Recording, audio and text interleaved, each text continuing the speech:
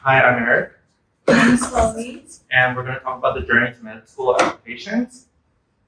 And basically, this is going to be a little basic, especially if you haven't taken the MCAT before, then it'll be more helpful. But for med school applications, some prerequisites. Here are the science courses that you have to take. Some med schools require an English course, and as well as less med schools require calculus. And other than the prerequisites, some recommendations are 2 to 3 letters of rep. So you got to start building those connections quickly and early, and find an advisor and professors to have letters of rep written by. You also need a relatively high GPA for cumulative in science, and usually they do 3.7 or above. You can do 3.5, and then the lowest they'll set is around 3.0. And you can offset a lower GPA by strong MCAT scores. So usual average MCAT scores were 512 for admitted applicants, but higher the better. And obviously some med schools still accept the lower MCAT score. You can further offset it with some good extracurriculars, research, clinic work, leadership roles, and club experience. Now the MSAR is a really good resource for finding the data on the requirements for med school applicants. So it gives you the average GPA, MCAT score for all their previous applicants. It also gives you the past submission data as well as the prerequisites required. And it only costs $30 for 1 year, so they usually recommend around a year or two before you submit your applications. And then some of the MCAT basics. So there's 7 subjects covered. It's Gen Chem, OChem, biology, biochem, psychology, physics, and CARS. And CARS is critical analysis and reading.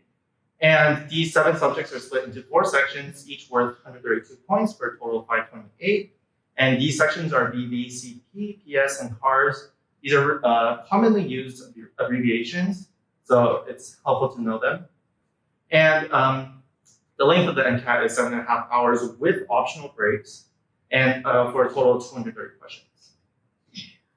Just starting off, you're going to have to register to MCAT, so you're going to have to create an AAMC account, and then you got to register on a specific date as well as a location. It's better to do this early because there are limited spots, and there aren't a lot of testing locations near Tucson as well.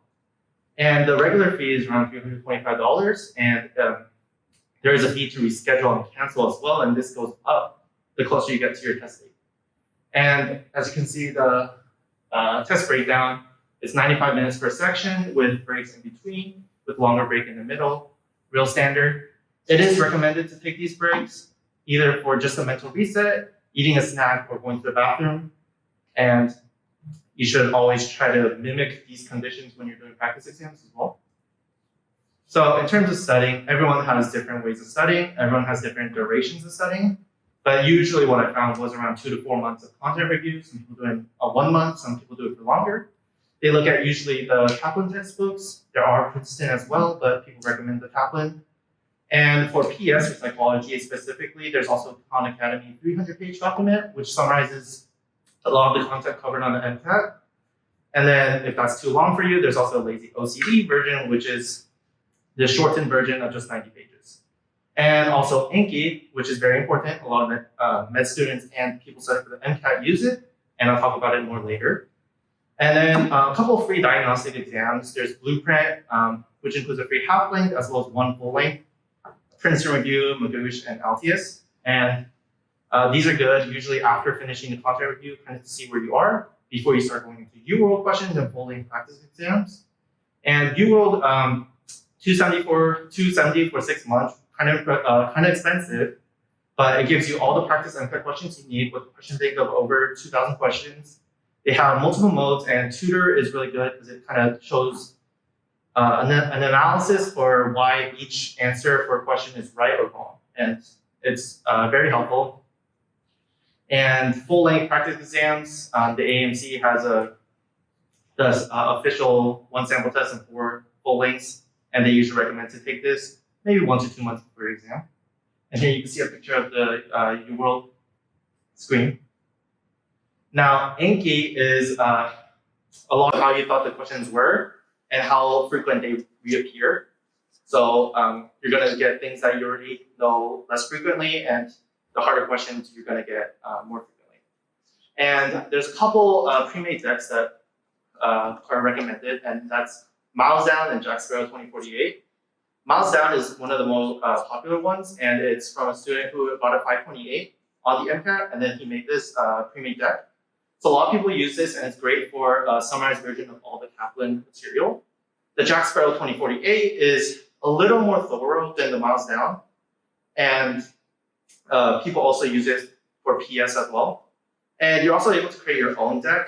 And the thing to know about this is it's very good for really getting the material down, but it's also going to be it's going to take a lot of time to create your own deck while doing content review. And the key for all three is you got to choose one. You shouldn't be doing multiple decks because they're all time. It's not time efficient if you're doing multiple decks at once, especially if you want to create your own deck. But it is recommended to do it daily until the testing date. And people also say you shouldn't study the day before your test, just kind of recover, do a mental reset, and make sure you have plenty of sleep and food. And then a lot of the material I covered was on the MCAT subreddit. And if you haven't used Reddit before, it's nice if you want to hop on just for MCAT and pre-med. So it's great for study tips, test taking strategies, as well as just more resources that I haven't covered in the presentation. But there's also for more general pre-med questions, the subreddit pre-med, which is very good as well. Hi guys, I'm Chloe, and now that Erica talked about the MCAT in depth, I'll be talking about the application process itself.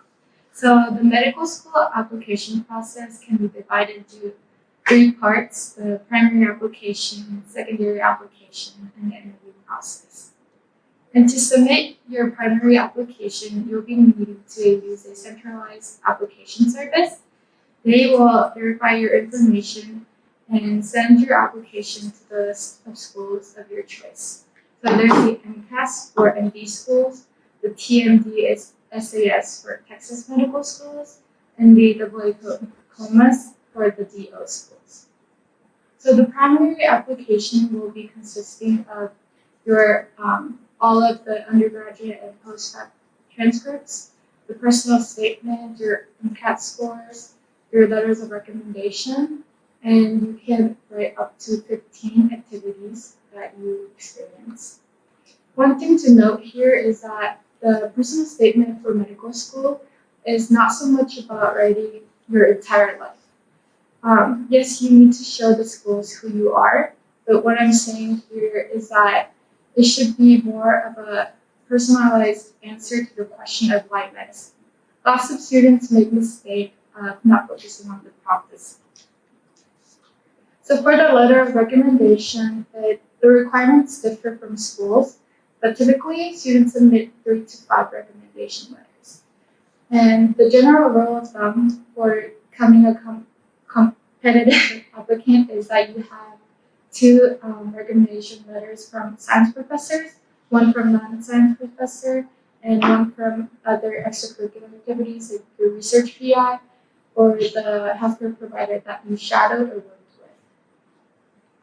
The work and activities section is one of the most crucial parts of your application that students tend to look over. You can write up to 15 of them, and some of the examples might be joining UBER, presenting at the UBER conference, working as a scribe, being an essay leader, winning an award, and you can even write about your personal hobbies.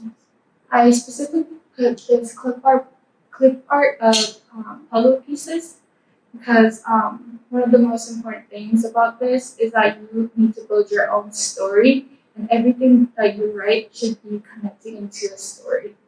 So never list the things that you did like you would on a resume, but approach it with a narrative base. And after submitting your primary application, schools will decide whether or not to send you a secondary application. It's very specific to schools, but some of the most common questions would be, why did you choose our school? Describe more about yourself.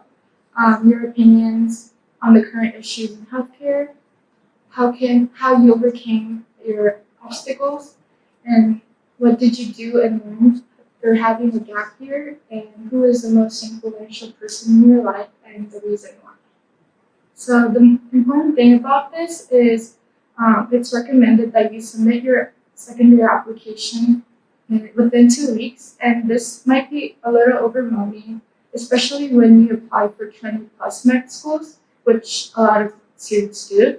So there are a lot of resources on the internet where there's a list of prior prompts to specific schools, so you should really visit the sites and rewrite them. So after submitting the secondary applications, schools will reach out to you for interview invitations. The formats vary from one-to-one interview to interview by panels, but the most popular one right now done by med schools are the NMI, which is short for multiple mini interviews. It consists of 8 to 12 short interview stations where they ask you one question and it's all independent of one another. And together they will assess your teamwork skills, critical thinking skills, communication skills, and you should visit the school's website or the MSAR that Eric talked about for the type of interviews done by each school. And to wrap up, this is a general application cycle. So the primary application opens in early May, and you'll be able to submit them beginning in early June. And secondary applications go from August to October, and you'll get interviews from as early as September to as late as February. And one of the biggest tips is that the med school admissions go on a rolling basis, which means they assess the applications as they come in. So it's really important that you should set your goals to submit your application as early as you can. That was it. Thank you.